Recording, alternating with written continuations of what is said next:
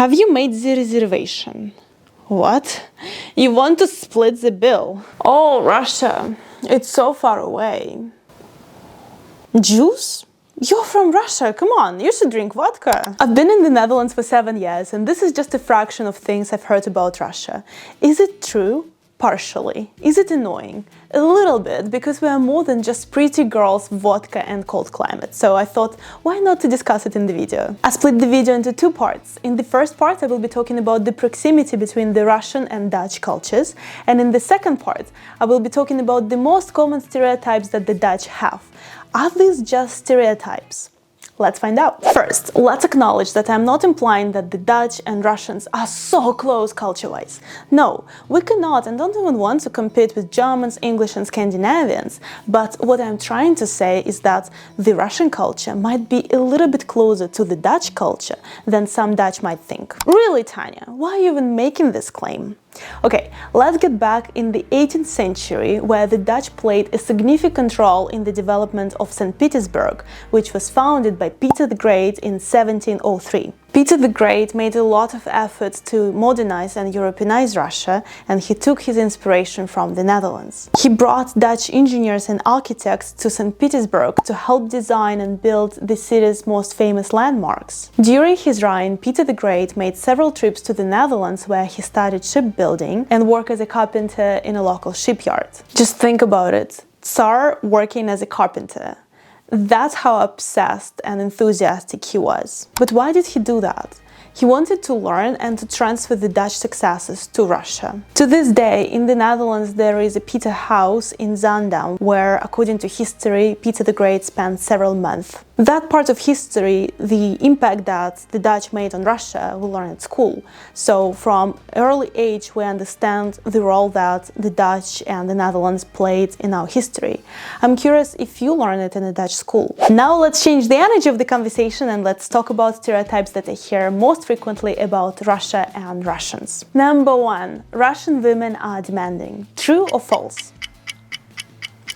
This one is true, at least if I have to generalize it and view it from the Western perspective. According to my understanding, demanding in this context means that a man has to plan a date and show that he's put some effort into it, not just, hey girl, let's go grab a beer type of thing. A woman would expect a man to be a gentleman, to open a door in front of her, to help her with the coat, help her with heavy bags. If she's walking slower than him, he would wait for her, help her get in the car. I can go on and on, but you get a gist, right? In contrast, Dutch women, and I'm just speaking generally, there are exceptions of course, they are happy to show initiative themselves, and they would not necessarily expect all these things I mentioned above. In big cities, from what I can gather, the shift starts happening.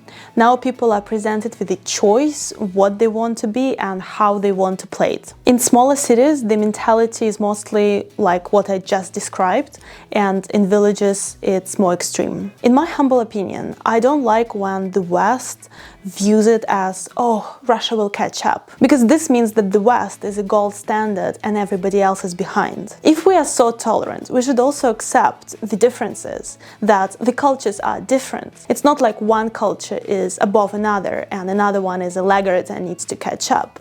Isn't this what being tolerant is about? Yeah, it's recording. Okay, before we continue, let me just quickly have my vodka shot, because Russians drink vodka as water. Is it true or false?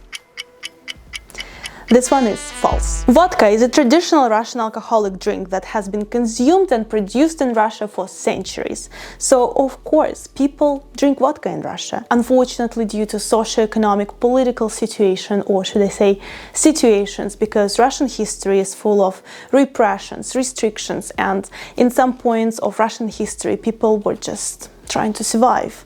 Vodka was and is sometimes used as a coping mechanism. And of course, it's very easy to laugh upon that and judge, but if you go back to the history and imagine that your wife got executed during the Stalin's purges, also known as the Great Terror, it's not like you go home and you're like, let me contemplate on my life and seek psychological help. So I totally understand the background, and unfortunately some people still continue on this path in this day and age, especially on the periphery of the country, because there the knowledge and access to the psychological help doesn't exist or is not taken seriously. And also, of course, it's not only because people are struggling with something and use vodka as a coping mechanism, but also coping mechanism or like cure from boredom, because in the periphery of the country, just imagine like an inhabited village, there is nothing else to do. Let's pull up statistics. According to World Atlas, vodka consumption in Russia per capita is 17.28, which gives Russia the first place in the world. So you'd be like, yay, my stereotype is correct, right? Everyone drinks vodka in Russia. Let's dig a little bit deeper. I found Russian research that measured vodka consumption per region. From that research, I could see that vodka consumption in Russia is driven by regions, not big cities like Moscow and St. Petersburg. I'm going to pull up a map to show you 3 Russian regions with the biggest vodka consumption. It's Еврейская автономная область, Nenetский автономный округ, and Magadanskая область. I know you would have gotten it without the map, right? The point is, while I understand where this stereotype comes from, assuming that an average Russian that you meet abroad would drink vodka like water is a little bit going over the board. However, if one day you decide to visit regions of Russia, for example, these 3 that I showed you, which I doubt, but let's assume you're adventurous, then your assumption might be justified to a degree. Number 3, Russia is a cold country. True or false?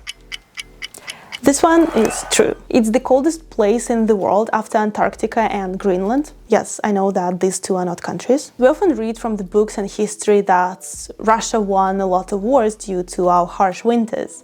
For example, the war with Napoleon in 1812, which we fought, by the way, along the Dutch troops. Indeed, winters in Russia can be severe. In Moscow, in winter, it can get to minus 30 degrees Celsius.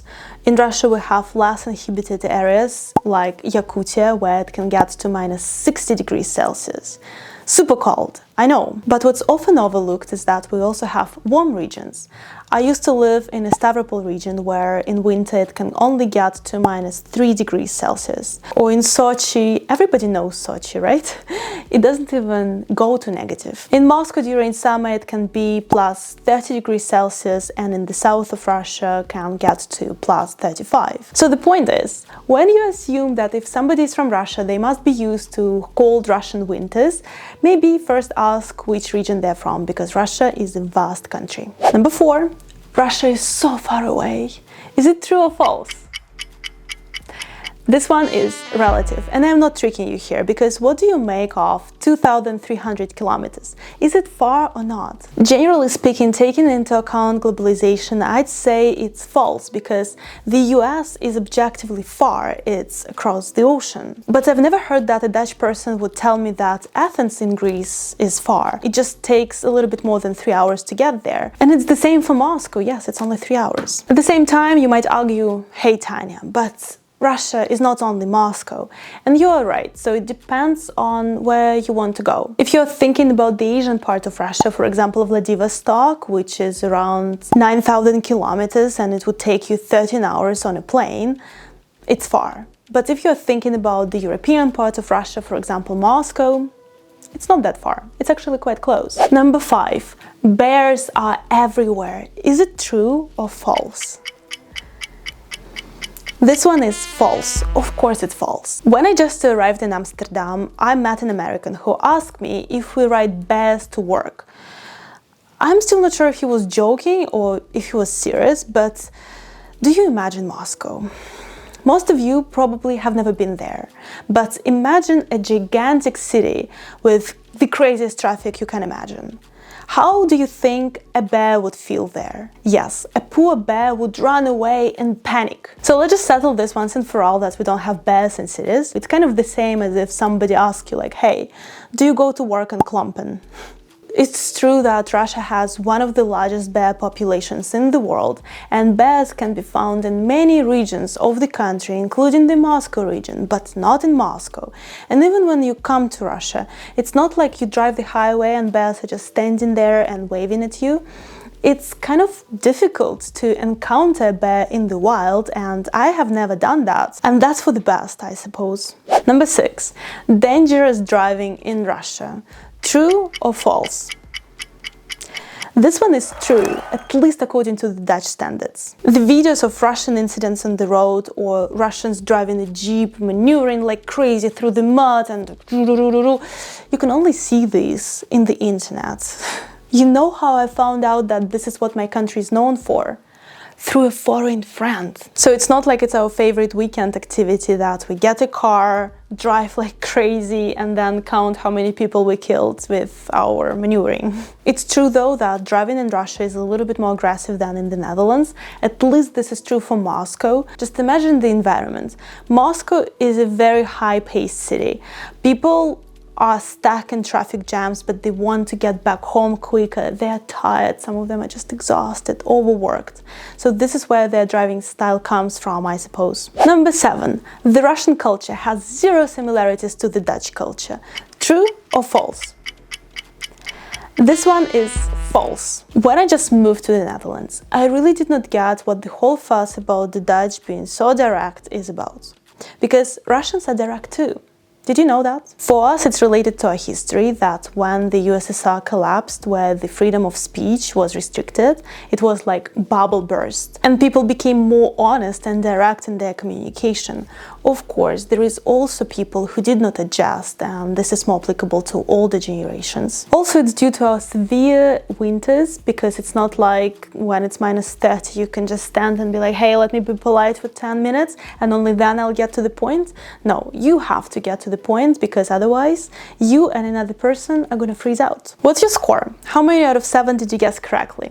I'm also super curious which stereotype you thought was true while it's only partially true or not true at all.